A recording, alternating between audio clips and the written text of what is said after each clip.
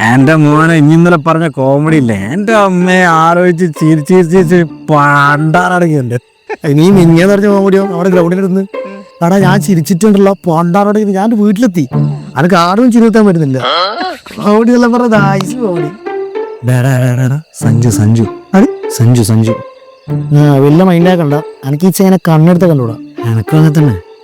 എന്റെ വിയറെന്നറിയാ, ഈ പഞ്ചായത്തില് ഏറ്റവും വലിയ ബുദ്ധിയാണത്. പിന്നെ ഒരു കാര്യം പറയട്ടാ, ഇങ്ങോട്ട് വന്നേല് ഹലോ ഹലോ ഹായ് ഹായ് വലിയ മൈനൊന്നാക്കണ്ട.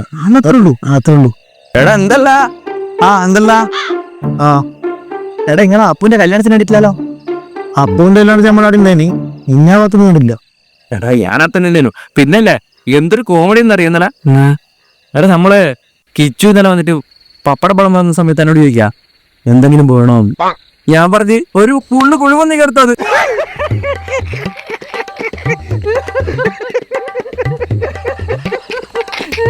ഹലോ, ഇത് എന്ത് കോമഡിയാന്ന്? വലിയ കോമഡി ഒന്നുമില്ല, ഇത് അത്ര മാത്രം ചിരിക്കാനൊന്നുമില്ല. എടാ കോമഡി തിരിച്ചറിയുന്ന ഒരു ഉദ്യോഗമാണോ?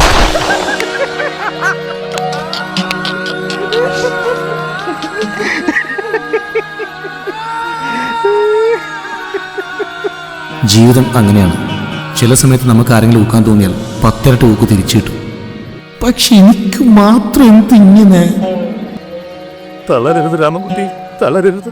നീ എവിടെ പരിപാടി അവതരിപ്പിച്ചാലും ഇത് തന്നെയാണല്ലോ നിന്റെ വിധി.